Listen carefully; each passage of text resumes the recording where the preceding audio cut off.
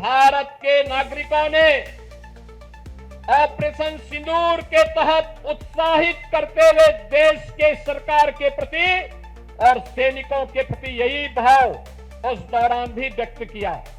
बहन और भाइयों, प्रधानमंत्री मोदी जी का पहले दिन से ही संकल्प रहा है, वह संकल्प रहा है कि हम सब अब जब नए और विकसित भारत की बात करते हैं तो हमारा ध्येय होना चाहिए कि विकसित भारत की परिकल्पना को साकार करने के लिए आवश्यक है कि हम राष्ट्र प्रथम के भाव के साथ कार्य करें।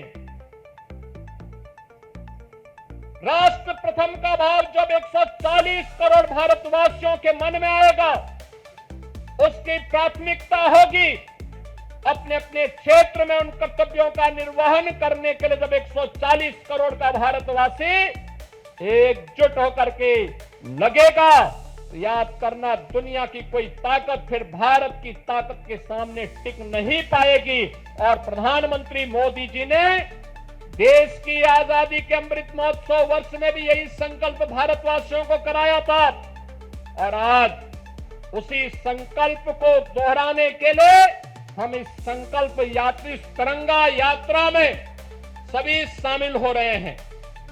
याद करना, जब चुनौती हो, जब किसी प्रकार का कोई ऐसे नौबत आए जो राष्ट्रीय संकट के लिए कहीं कोई स्पेस दे रहा हो, उस समय हमारा धैर्य और हमारी एकता हमारी सबसे बड़ी पूंजी होती है।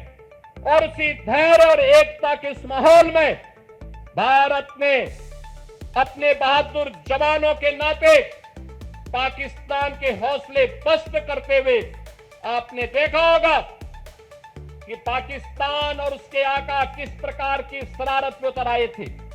दुनिया ने देखा है पाकिस्तान की बेशर्मी भरा चेहरा, जिसमें उन आतंकवादियों के जनाजे में शामिल होने के लिए पाकिस्तान के नेता और उनके सैन्य अधिकारी भी उस आतंकी के जनाजे में शामिल होने के लिए वहां उपस्थित थे।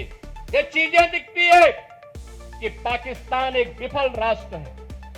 पाकिस्तान ने इन 75 वर्षों में दुनिया के सामने केवल आतंकवाद के बीज बोए हैं और पाकिस्तान ने अपनी विफलता की ही कहानी दुनिया को बताई है।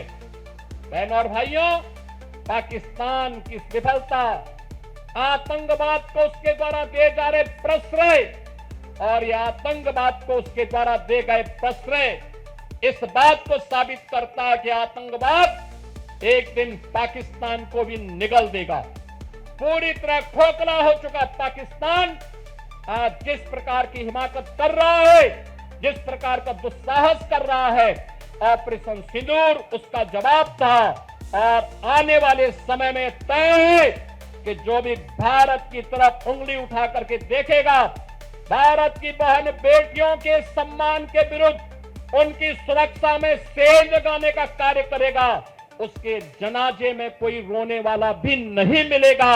यह भारत का संकल्प मजबूती के साथ प्रधानमंत्री मोदी जी ने अपने संकल्प में और अपने संबोधन में व्यक्त किया है।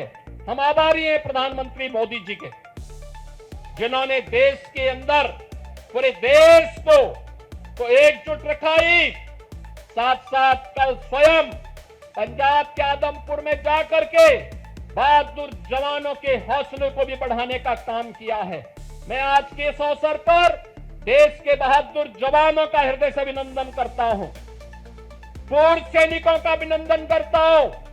आप सभी नौजवानों का राष्ट्र के प्रति समर्पण के इस भाव का अभिनंदन करते हुए आप सबसे इसी बारे में कि जो निश्चित दूरी है, उस दूरी में केवल और केवल भारत माता की जय के नारे लगाते हुए, वंदे मातरम का उद्घोष करते हुए, भारत के बहादुर जवानों के प्रति सम्मान का भाव व्यक्त करते हुए हम पूरी शालीनता के साथ जाएंगे।